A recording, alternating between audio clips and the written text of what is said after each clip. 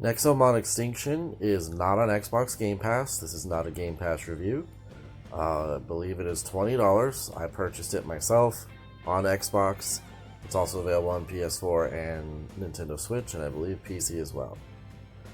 This game I've been playing for about 12 hours, and just wanted to give some of my thoughts on it. As a Pokemon fan of the classic Pokemon games, I played the first 3 generations, and then later on I played Pokemon Pearl, and that was the last time I had played a new Pokemon game until I bought a 2DS so that I could get Ultra Moon. I didn't know much about Ultra Moon when I got it. 5 hours into the game, and it was still holding my hand like I was playing a tutorial. I did not like this. Also, there was no rivalries and competitions. Everybody was your friend and your buddy. There was like nothing compelling you to move forward. The way I remember the old Pokemon games, whether it was Yellow or Gold or Crystal or whatever it was, Omega Sapphire was one I really liked. Alpha Sapphire. You always had like a rival, somebody that was there to annoy you, be a nuisance, and push you forward in the world, that kind of thing. And Ultra Moon just offered none of this. It just felt kind of like a pansy game, I guess. Then there's Sword and Shield. The issues with Sword and Shield are very well documented. I did not buy a Switch. Normally I buy a Nintendo handheld right away to get Pokemon. And I was like, nope, there's no way I'm paying for these games. I will wait until the next generation and hope that they fix the issues that Sword and Shield had and that they learn from it. There's also a lot of issues with the design of current Pokemon and things like that. I've covered this before in a video. Nexomon Extinction should definitely appeal to anybody who likes your more traditional style Pokemon game. But it does have new artwork, new graphics.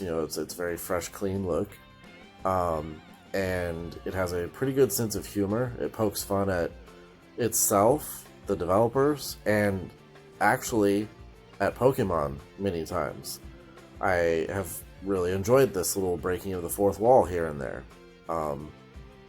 There's actually one point where you're in a city where the population is threatened by these creatures called the Tyrants, which is actually kind of the big backstory. There's these creatures called Tyrants that are like really powerful Nexomon that are trying to wipe out humanity and use the other regular Nexomon of the world against you.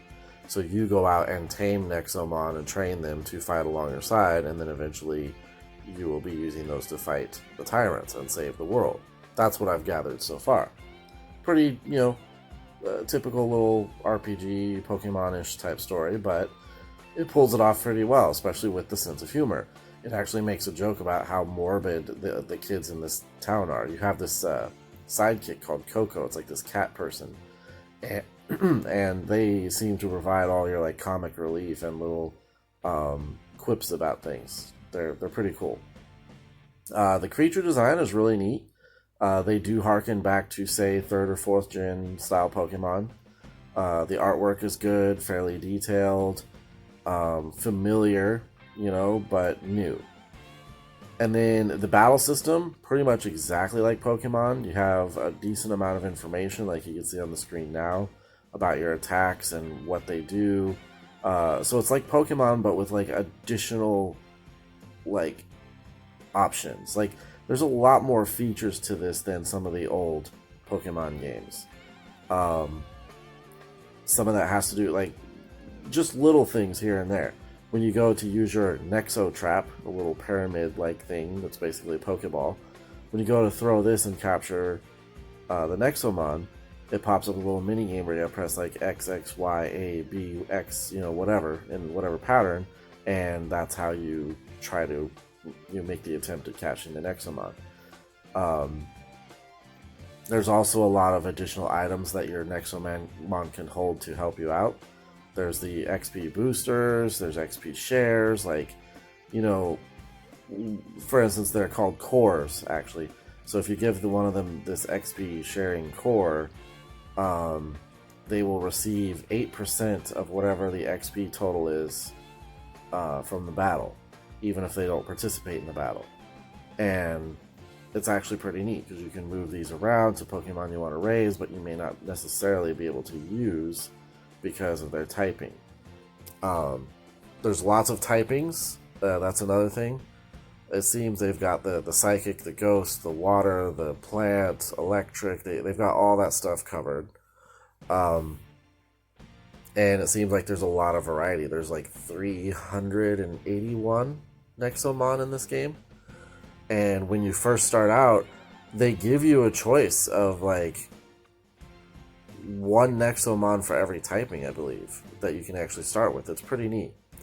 As you can see on screen there's the starting, it's a little lizard, gecko something Nexomon that's an electric type. I chose that. That animation is, you don't get that automatically. There are these little partner things that you collect throughout the world that you can set to follow you. I actually have one that's not even an Nexomon I have, but I can have it follow me. So that is an option. You have all kinds of little side quests and missions, and it'll tell you like if you complete this mission, you'll get these various rewards. So besides your main quest, there's all kinds of random people you can run into who will give you things to do, just like in Pokemon, really. One thing, this game seems to provide you with lots of information. It's added a lot of modern RPG elements to the formula of the old school Pokemon games without cluttering things like some RPGs like to do. So if I were to generalize it, I would say this is like Pokemon on steroids. It's your classic Pokemon RPG adventure with a fourth wall breaking sense of humor and very much modernization, a lot of modernization. The new types of features people come to expect in these types of games, the new graphics and art style. So I say it's not perfect, and I've got a lot more to play of it. I might down the road update this, but not perfect. No game's going to be, but again, if you have a thirst for old school, traditional style Pokemon, I think this is a pretty good option, and you should check it out. I'm looking forward to there being more competition for Pokemon on the market. I think that'll help it improve. So, go give Nexomon Extinction a try. Check it out.